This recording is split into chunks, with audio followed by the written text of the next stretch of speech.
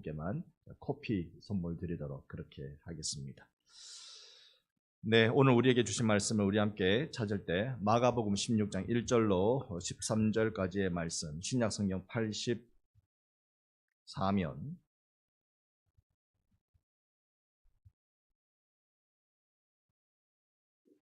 16장 1절로 13절까지의 말씀을 한 절씩 교독하겠습니다. 제가 먼저 1절을 봅니다.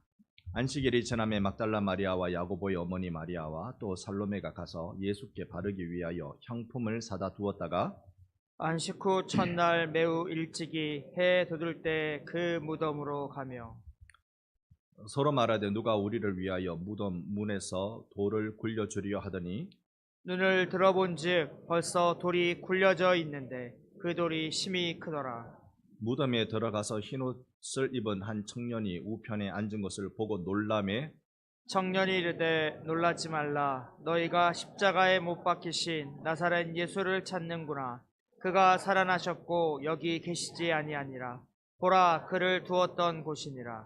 가서 그의 제자들과 베드로에게 이르기를 예수께서 너희보다 먼저 갈릴리로 가시나니 전에 너희에게 말씀하신 대로 너희가 거기서 배우리라 하라 하는지라.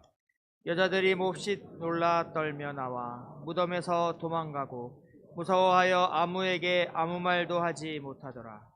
예수께서 안식 후 첫날 이른 아침에 살아나신 후 전에 7 귀신을 쫓아내어 주신 막달라 마리아에게 먼저 보이시니 마리아가 가서 예수와 함께하던 사람들이 슬퍼하며 울고 있는 중에 이 일을 알림해 그들은 예수께서 살아나셨다는 것과 마리아에게 보이셨다는 것을 듣고도 믿지 아니하니라.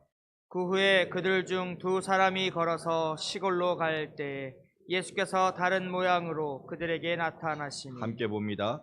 2 사람이 가서 남은 제자들에게 알리었으되 역시 믿지 아니하니라. 아멘. 할렐루야. 아멘. 옆에 분께 인사합시다. 예수 부활하셨습니다. 예수 부활하셨습니다. 한 번 더요. 당신을 위해 부활하셨습니다. 우리 권사님 위해 부활하셨습니다. 아멘. 엄마 뱃속에서 쌍둥이가 나눈 대화를 기록한 게 있습니다. 사실 헨리 나우엔의 책에서 나오는 글인데요. 여동생이 지금 엄마 뱃속입니다. 여동생이 오빠에게 말합니다. 난 말이지 태어난 후에도 삶이 있다고 믿어. 그 말을 오빠가 강력하게 반대합니다. 절대 그렇지 않아. 여기가 전부라니까. 여긴 어둡긴 해도 따뜻하고 탯줄만 잘 붙들고 있으면 딴 일 할 필요가 없다고. 동생이 말해줄 게 또 있어. 오빠는 안 믿겠지만 난 엄마가 있다고 생각해. 쌍둥이 오빠가 무척 화를 냅니다. 엄마라고? 무슨 소리를 질러댑니다. 무슨 뚱딴지 같은 소리냐. 난 엄마를 한 번도 본 적이 없어. 너도 그렇고. 도대체 어떤 놈이 그런 생각을 자꾸 불어넣는 거야? 여기가 전부라니까? 왜 늘 여기 너머를 바라는 거야? 여기도 말고 여기도 알고 보면 나쁘지 않아. 필요한 거 다 있다니까. 그러니까 여기에만 만족하도록 해. 동생이 말하죠. 내 생각엔 이 꽉 조이는 느낌이 다른 곳으로, 그러니까 여기보다 훨씬 더 아름다운 곳, 엄마 얼굴을 보게 될 곳으로 갈 준비를 하라는 표시인 것 같아. 오빠는 흥분되지 않아? 이 책 제목이 죽음 가장 큰 선물입니다. 어저께 이어령 교수의 책을 읽으면서 한동안 깊은 상념에 빠졌는데요. 마지막 수업이라는 그의 인생의 마지막 책이었습니다. 분수를 이렇게 설명합니다. 분수가 쭉 이렇게 올라오잖아요. 그러면 정점에 다다르면 이제 바로 내려갑니다. 이 상승의 정점에서 바로 하강하죠. 이게 죽음이라는 거죠. 그러니까 죽음은 언제냐면 내 인생의 가장 절정인 순간, 내가 쇠약하고 쇠약해서 아무것도 아닐 때 죽음에 들어가는 게 아니라 내 인생 최고의 순간, 우리의 생이 언제 끝날지 모르지만 내 인생 최고의 순간이 그때가 죽음의 순간이라고 말하는 그 글의 내용이 있습니다. 존재의 최고의 정상. 그러니 여러분, 우리에게 있어서 죽음은, 물론 신학적 다른 설명도 있습니다만, 우리에게 있어서 죽음은 이 뱃속에 있는 여동생이 엄마 얼굴 볼 것에 대한 기대감이 가득한 흥분의 시간처럼 매주 하나님 배울 복된 시간으로 나아갈 놀라운 은혜의 문이 될 줄로 믿습니다. 죽음은 우리에게 두려움과 절망이 아니라 기대감과 소망이 되는 것입니다. 예수의 죽음 앞에 사람들은 어떻게 반응들을 했을까? 오늘 우리가 읽은 본문은 3명의 여성이 등장합니다.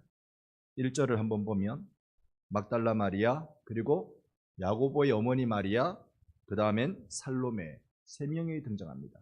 간단하게 이들이 누군지 우리가 한번 추적해 볼 필요는 있습니다.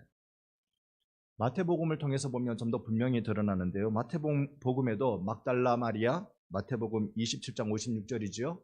막달라 마리아, 여기는 야고보와 요셉의 어머니 마리아, 그리고 세베대의 아들들의 어머니. 자, 이 마태복음을 통해서 마가복음에 나타난 3명의 여인을 좀 더 구체화시켜주고 있는데요. 먼저 첫 번째 막달라 마리아를 한번 봅니다.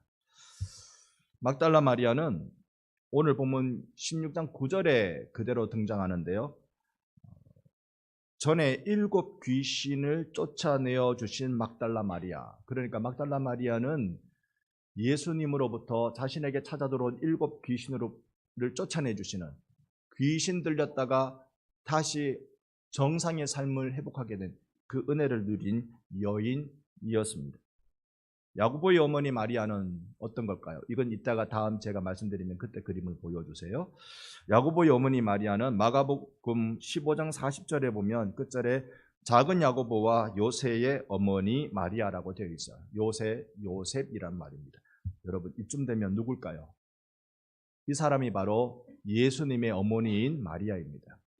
이 야고보와 요셉은 예수님의 둘째, 셋째 동생들 이야기입니다.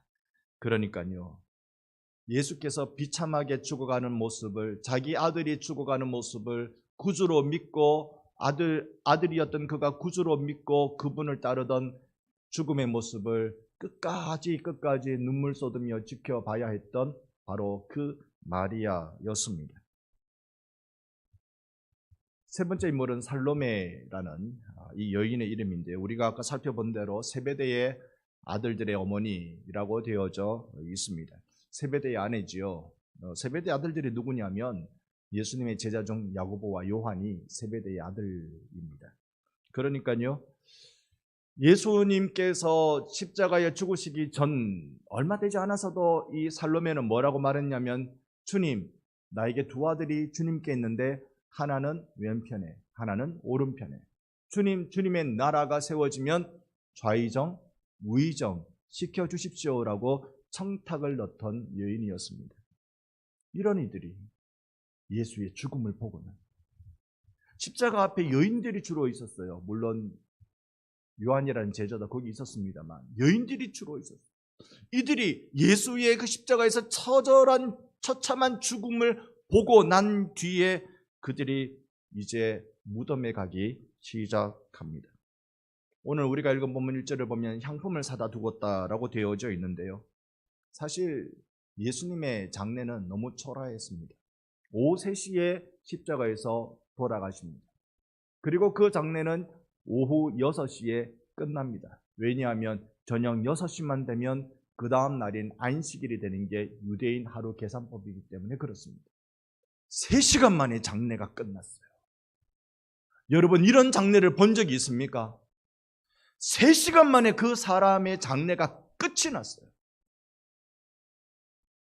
저는 이런 장례를 집례한 적이 있습니다. 불과 몇 시간 만에 사망 소식을 듣고 장례식장에 가서 그날 하루도 보내지 못하고 불과 몇 시간 만에 화장장으로 가는 그 장례를 경험했습니다. 돌아가신 이를 위한 눈물도 별로 없었어요. 그분의 가족들이 하는 이야기는 원망과 한스러움에 대한 한탄이었습니다. 저는 주님이 제게 맡겨주신 양이었기 때문에 그날 제 아내와 함께 그저 한없이 우는 것밖에 할 수 없는 그런 초라한 장례식이었습니다. 한국 여인들은 가마를 2번 탄다 그럽니다. 시집 올 때 꽃가마를 2번 타는데 시집 올 때 가마를 타고 죽어 그 시집을 나갈 때 꽃가마를 탑니다. 예수의 장례는요, 너무 다급하게 치러졌습니다. 너무 초라했습니다.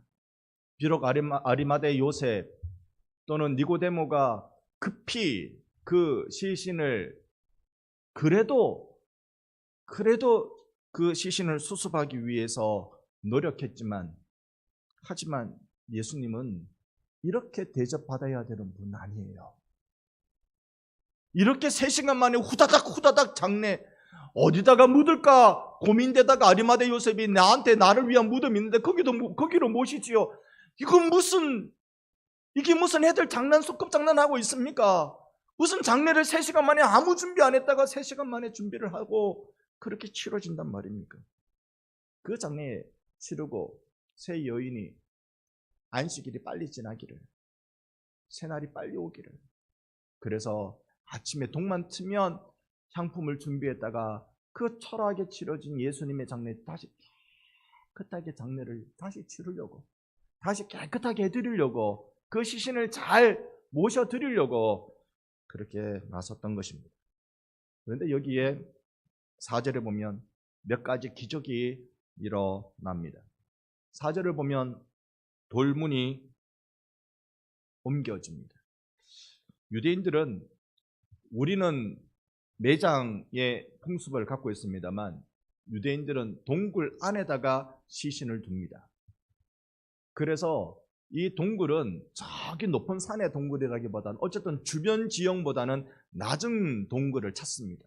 그리고 돌문을 거기에 꽉 막아둬요. 그래야 이거 돌문이 제대로 역할을 합니다. 그러니 이 돌문을 열기는 얼마나 어렵겠습니까? 지대가 낮은 곳에서 높은 곳으로 밀어내야 되니 여인들이 그게 걱정입니다. 그런데 이 돌문이 옮겨진 거예요. 그리고 그 안에 무덤을 들여다봤더니 무덤이 빈 무덤이었고요. 또 자세히 보니까 한 청년이, 그러니까 천사였어요. 예수가 여기 계시지 않고 부활하셔서 너희보다 먼저 갈릴리로 가시겠다고 말씀해 줬던 것입니다. 그런데 이쯤 되면 여러분, 돌문이 옮겨졌다, 무덤이 비었다, 천사가 예수 부활했다, 우리는 이런 것들을 부활의 증거라고 많이들 이야기합니다. 이것을 여인들이 들었다면 반응은 새로워져야 될 텐데, 오늘 우리가 읽은 8절 말씀에 보면 반응이 이렇습니다. 몹시 놀라 떠는 것, 그러니까 놀라기도 하고 두려워하기도 하고 도망합니다. 그리고는 아무에게도 아무 말 못하는 그런 상황이 되고 말았습니다. 믿을 만한 부활의 증거는 무엇일까요?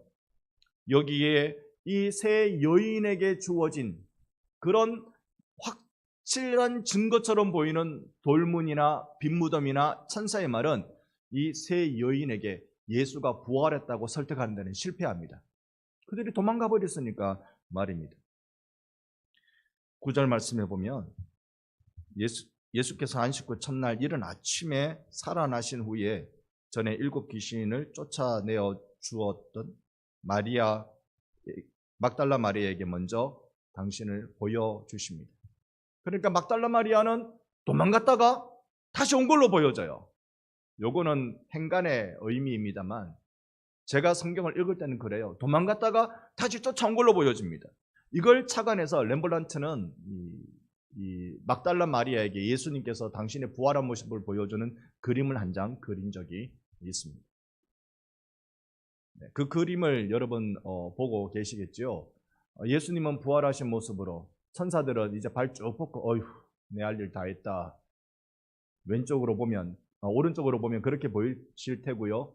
그 가운데 막달라 마리아가 깜짝 놀라는 예수님, 부활하신 예수님 본 것으로 놀라는 모습을 그리고 있습니다. 그리고 저 밑에, 이제 왼쪽이네요. 제가 오른쪽 왼쪽 잘못 말씀드린 것 같아요. 이제 왼쪽 저 밑에 예수님보다 더 왼쪽으로 저 밑에 보면 두 여인이 길을 가고 있는 거 보이십니까? 왼쪽 아래. 그러니까 자세히 보면 여인의 그림이에요. 이 그림 아마 예수님의 어머니 마리아와 살로메인 걸로 렘블란트는 그렇게 그리고 있는 것 같습니다. 가다가 막달라 마리아는 다시 쫓아와서 예수님 무덤에 보고 있는 것입니다. 이 장면 요한복음에서 더 상세하게 설명하고 있는데 요한복음 20장 11절 말씀에 보면 마리아는 무덤 밖에서 울고 있더니 울면서 구부려 무덤 안을 들여다보니 막달라 마리아는 무덤에서 울면서 그 안을 들여다보면서 주님을 찾고 있을 때 부활의 첫 증인이 부활의 첫 목격자가 되는 사람이 되었습니다. 요한복음 20장 18절 보니까 가서 제자들에게 내가 주를 보았다 하고 주께서 자기에게 이렇게 말씀하셨다라고 알려주는 일을 합니다. 자, 우리가 잠시 마가복음 다시 돌아가서요. 마가복음에서 예수님 부활에 관련된 일들을 기록할 때 단 한 명도 예수의 부활을 믿었더라라는 말이 없습니다. 믿었다라는 말이 없어요. 마가는 어떤 의도로 믿었다라는 말을 사용하지 않을까요? 마가복음 16장 14절에 그 후에 11제자가 음식을 먹을 때 예수께서 그들에게 나타나 그들의 믿음 없는 것과 마음이 완악한 것을 꾸짖으셨다라고 말씀합니다. 믿음 없으면 오히려 꾸짖으시는 예수님의 장면을 그려내고 있습니다. 무엇이 부활을 증거하는 것일까요? 분명히 이 여인은 빈 무덤을 봤어요.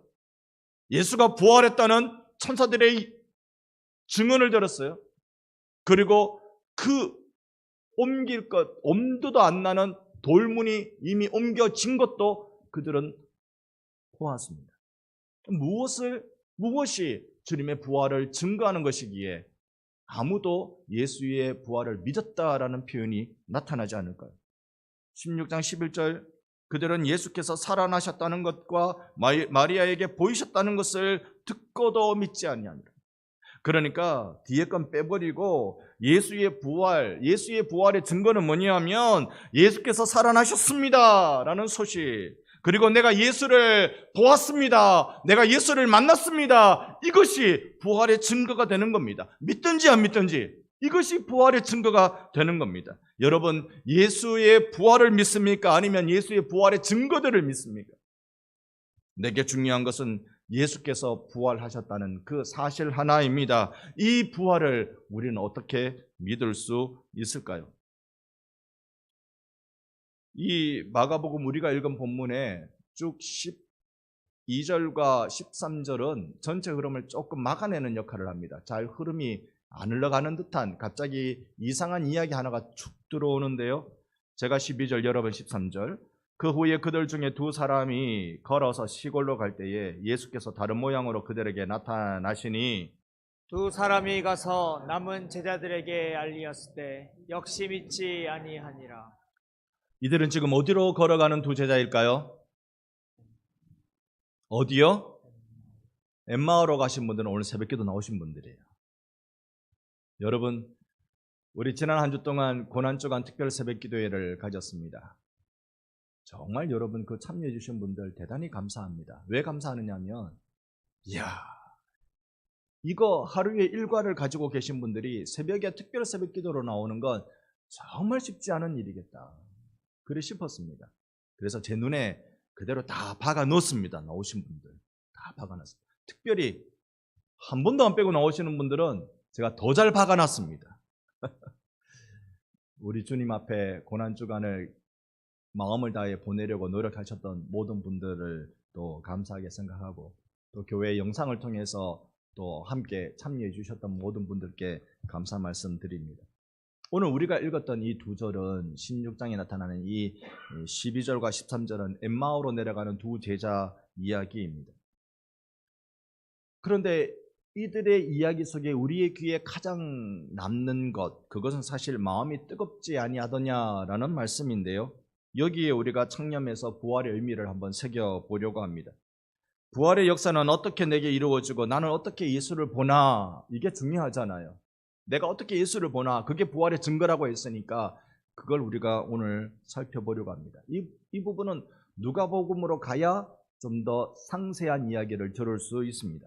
제가 누가복음 24장 24절, 여러분이 25절 보시겠습니다. 또 우리와 함께 한 자 중에 두어 사람이 무덤에 가 과연 여자들이 말한 바와 같음을 보았으나 예수는 보지 못하였느니라 하거늘 선자들이 말한 모든 것을 마음에 더디 믿는 자들이여. 예수님이 엠마오로 내려가는 두 명의 제자들과 함께 걷습니다. 그런데 다른 모양으로 나타나셨기 때문에 두 사람이 예수님인지 모르고 걸어간 거죠. 모르고 걸어가는 중에 이런 얘기 저런 얘기, 아니 당신 오늘 예루살렘에 일어났던 그 비참한 소식도 듣지 못했단 말이요, 당신이 도대체 예루살렘 사람 맞소? 당신이 이스라엘 사람 맞소라고 이야기할 때 예수님이 부활에 관하여, 예수님이 당신이 부활하심에 관하여 설명을 했습니다. 자, 그 전에 이 두 사람은, 어떤 사람은 예수님의 부활하신 모습을 봤다고 하더라.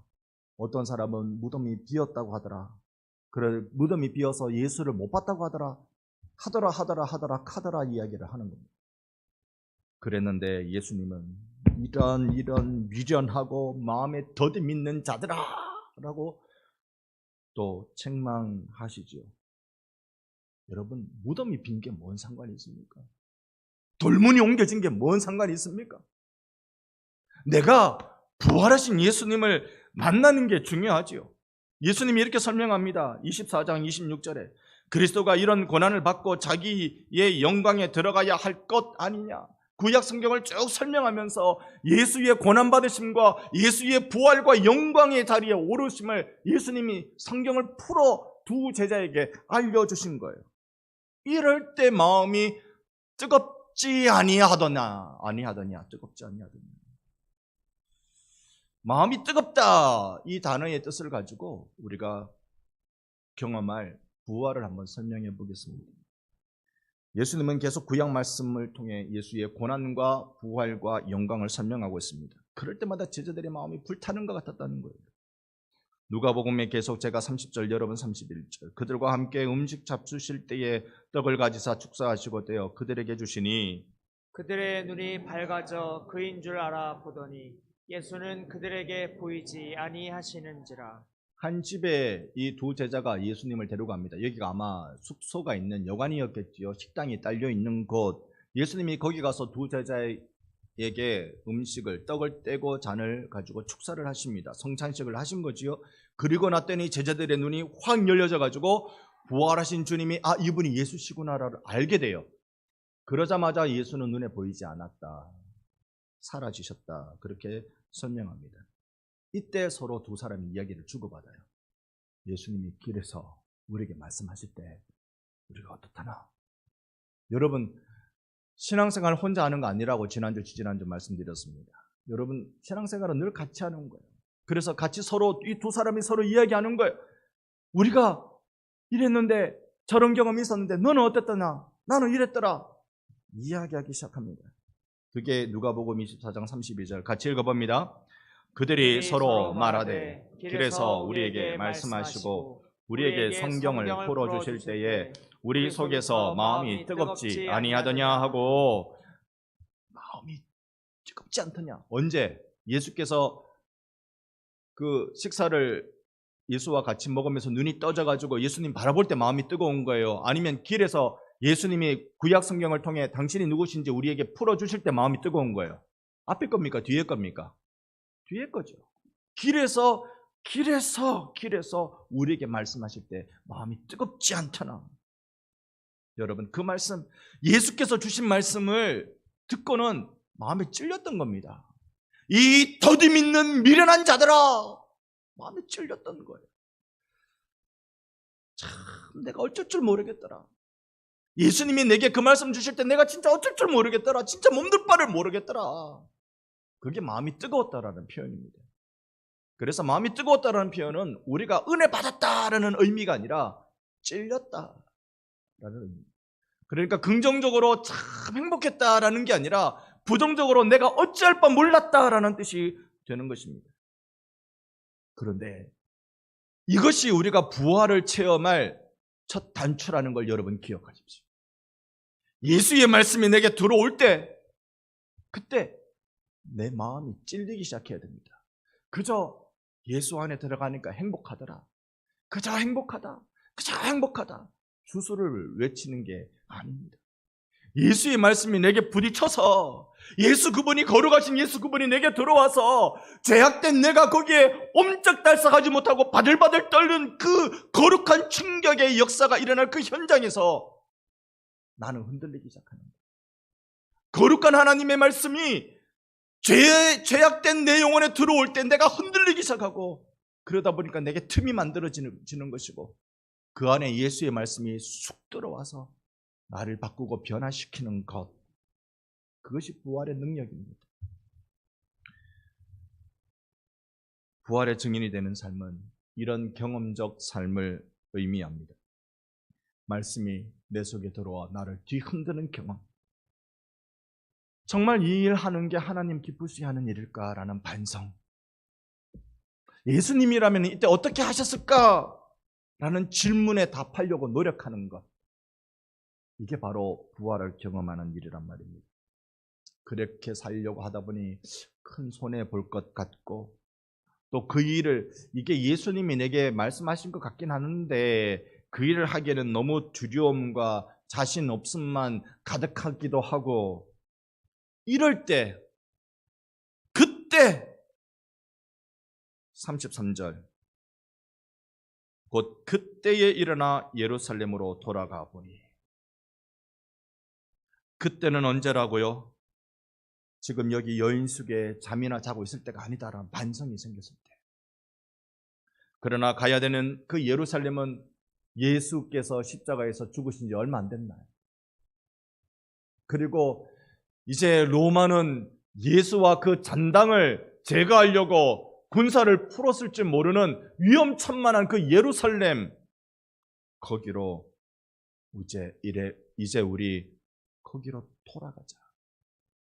그럴 때 오늘 본문 돌아와서 16장 13절에 두 사람이 가서 남은 제자들에게 알리었으되 부활의 증인이 되기 시작한 것입니다.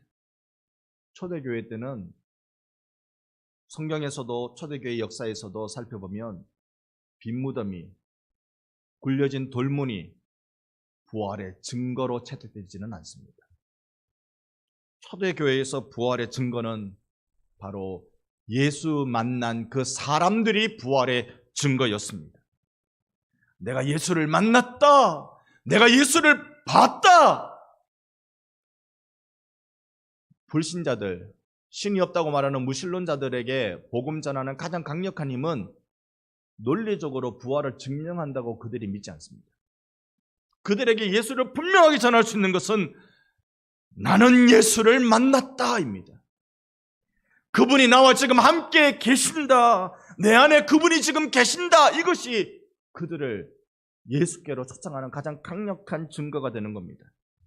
이렇게 사는 성도가 존재하는 것, 이것이 부활의 증거이니 우리 교회는 주일 예배 나오시는 분이 100명이면 100명 다 부활의 증인들이 되시기를 축복합니다. 내가 예수 만났다. 이걸 우리가 이제 어떻게 하느냐? 어떻게 내가 예수 만났다가 되느냐고요? 만났다가 되느냐? 성경이 말씀하시는 내가 예수 만났다 되는 것은 우리가 그토록 많이 이야기하는 마태복음 16장 24절이죠. 우리 같이 한번 읽어봅니다. 이에 예수께서 제자들에게 이르시되 누구든지 나를 따라오려거든 자기를 부인하고 자기 십자가를 지고 나를 따를 것이니라. 아멘. 아멘. 이렇게 할 때 예수 만나는 거예요. 나를 부인하고 나를 비우고 나라는 이 컵에 여기 이 컵에 안에 뭐가 들어앉아 있으면 다른 걸로 안 채워집니다. 이 컵을 비워야 돼요. 그래야 여기에 채우고 싶은 게 채워지는 겁니다. 자기를 부인하지 않고는 나의 마음의 찌꺼기들을 이걸 내가 비워내지 않고는 내 속에 하늘의 영원한 그 영원한 진리가 내 속에 담겨지지 않는 겁니다. 오늘 예수 안에서 십자가에서 여러분의 찌꺼기들은 다 쏟아내고 가시기를 바랍니다. 다 쏟아내고 나는 죽고 예수로 사는 것. 이거 한 번 하면 되는 겁니까? 헤아릴 수 없을 만큼 많이 해야 되는 겁니까? 나는 죽고 예수로 사는 것 한 번 하면 됩니까? 계속 해야 됩니까? 여러분 살아보니 어때요? 신학적 논쟁으로 들어가면 한 번만 하면 된다고 말할 수도 있을 거예요. 그런데 우리가 살아보니까, 현실로 살아보니까 이거는 계속 해야 되는 거예요. 여러분 계속 하다 보니까 나는 부활을 계속 누리는 겁니다. 자, 오늘 제가 드리는 설명을 같이 함께 잘 따라오셔야 돼요. 나는 땅의 가치로 똘똘 뭉쳐져 있는 사람입니다. 그런 내가 하늘의 법칙, 하늘의 말씀과 내가 딱 부딪힐 때 내 마음이 불타는 것 같아요. 그런 거 여러분 경험해 보시지 않으셨습니까? 내가 예수를 위해 살까? 아니지. 난 지금 이거 하고 있는데 이건 해야지. 늘 우리 마음속에 이 갈등이 생긴단 말입니다. 이게 마음에 불타는 것 같다라는 단어의 뜻입니다. 내가 이렇게 주님을 위해서 이렇게, 아니 내가 이렇게, 이 갈등 속에 이거 흔들릴 때 그때 즉시로 순종하기로 작정할 때 그때 역사가 일어나고 그게 부활의 역사가 되는 것입니다. 여러분 초대교회 때 부활절은요 놀람과 충격이었어요. 초대교회 예배는 부활절이면 놀라고 충격이, 예수가 부활하셨네, 예수가 정말 부활하셨네, 그 예수가 나와 함께 계시네. 초대교회 성도들은 부활이라 그러면, 부활절이라 그러면 충격과 놀람이 가득한 시간이었습니다. 오늘날 우리에게 있어서 부활절은요,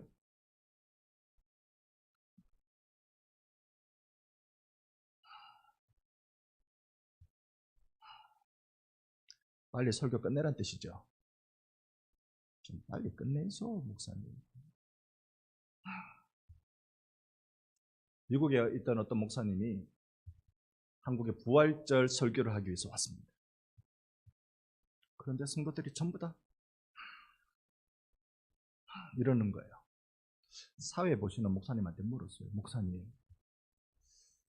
왜 성도들이 이렇게 화가 났어요? 왜 이렇게 얼굴이 심각해요?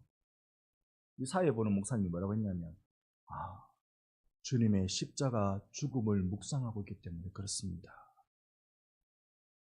이 미국에서 오신 목사님 뭐라는 줄 아세요? 오늘 부활주일인데 아직도 부활하신 주님을 못 만났단 말이에요? 부활하신 주님을 만나면 우리 얼굴이 달라지는 거지. 예수님, 부활하신 예수님을 만나면 우리 얼굴이 놀래고 감격이고 충격이고, 이야, 예수님이 정말 부활하셨어? 내 삶의 문제가 이만큼 산더미인데 이걸 단박에 해결하시는 그 부활의 주님이시야. 여러분, 우리 주님을 만나는 그 얼굴의 감격, 그 주님을 만나는 그 놀람. 왜 월화수목금토일 중에 일요일을 주일로 우리가 보냅니까? 여러분 아세요? 유대인들은 토요일이 그들의 예배날입니다. 지금 이스라엘에 기독교가 있습니다. 그 기독교의 교회들도요, 월화수목금토일 중에 일요일을 예배 안 드립니다. 토요일 예배 드립니다. 국가 공휴일이 토요일이니까. 그런데 왜 우리는 일요일날 예배를 드립니까? 이유 아세요? 예수가, 그분이 일요일날에 부활하셨기 때문에 그래요. 예수가 일요일 부활해서 우리가 일요일이라고 말 안 하고 주일이라고 하는 겁니다. 주님이 부활하신 날, 그러니 주일은 우리에게 놀람과 충격과 하늘의 잔치가 되는 것이죠. 부활을 경험하려면 뭘 해야 된다고요? 뭘 해야 부활합니까? 죽어야 부활합니다. 어느 분인지 정답 말씀하셨어요. 죽어야 부활합니다. 교회사에 순교한 이들이 참 많습니다. 이런 어떤 분이 그러던데, 이렇게 순교한 분을 적색 순교, 그러니까 피를 흘리며 순교했다는 거죠. 그런데 또 한 부류의 순교가 있대요. 그게 백색 순교라고 부른답니다. 늘 나는 죽고 예수로 살기로 작정하면서 살아내는 그 순교. 살아있는데 순교하는, 살아있는데 죽을 것 같이 살아내는 사람. 어느 한 영국 배우가 평생 연기를 하면서 가장 기억에 남는 일이 뭔지 질문을 받았습니다. 이렇게 말하더래요. 데뷔한 지 얼마 안 돼서 죽은 사람 역할을 하는데 감독님이 무대에 올더니 얘는 왜 이렇게 모습이 죽는 모습이 이렇게 어색해? 좀 다른 사람 없어? 라고 말하더래요. 잠시 후에 조검덕이 와서 다짜고짜 소리칩니다. 야, 너는 그냥 확 죽는 것도 안 돼? 어떻게 하니? 확 죽어. 그냥 복잡하게 생각하지 말고 그래야 이 바닥에서 네가 살아남지 라고 얘기하더래요. 그날 밤에 이 배우가 집에 와서 복잡한 마음에 기도를 했습니다. 하나님, 잘 죽게 해주세요. 기도 제목이 하나님 잘 죽게 해주세요. 연습하고 또 연습했습니다. 그러다가 눈물이 왈칵 쏟아지더래요. 나는 정말 십자가 앞에서 이렇게 죽으려고 몸부림쳐 본 적이 있나? 너는 예수 믿는 사람이 왜 그렇게 안 죽으려고 버둥거리냐? 죽어야 살지! 라고 하나님이 말씀하시는 것 같더래요. 말씀에 순종하고 나가는 것이 부활의 증인이 되는 것입니다. 여러분, 나는 봤다. 나는 부활하신 주님을 봤다. 나는 부활하신 주님을 만났다. 그것은 순종으로 이루어지는 거룩한 생명의 역사입니다. 말씀을 붙들려고 노력하면 거기엔 그 역사는 하나님이 책임지시는 거예요. 순종의 세 가지 원칙 아시죠? 따라합시다. 즉시 순종해 합시다. 더디게 순종하는 거 아니에요. 즉시 순종하는 거예요. 또 따라합시다. 온전히 순종합시다. 온전히 순종합시다. 반만 하고 반은 안 하고 그런 거 아니고 마지막으로 한 가지만 더 따라합시다. 기쁘게 순종합시다. 기쁘게 순종합시다. 오늘 내 영혼의 부활의 역사가 일어나기를 소망합니다. 하나님의 부활의 능력을 일으키는 주님의 말씀이 죄와 사망에 갇힌 나에게 찾아올 때 즉시 온전히 기쁘게 순종할 때 우리는 부활을 경험합니다. 예수께서 원하시는 대로 살 때 어떤 역사가 일어나겠는가? 우리 한번 실험적인 인생을 살아봅시다. 예수님이라면 어떻게 하셨을까? 여기에 이 부활의 영광에 참여하는데 중간에 딱 하나 있는 게 뜨거운 용광로입니다. 마음이 타는 것 같더라. 내 마음이 뜨거워졌다. 불에 타는 것 같다. 애가 탄다. 믿음의 반응으로 부활하신 주님을 바라보며 내게 주어진 삶, 용광로를 지나는 삶일지라도 부활에 승리하신 주님 바라보고 끝까지 함께 승리하는 우리 반성교회 되기를 예수님 이름으로 축원합니다.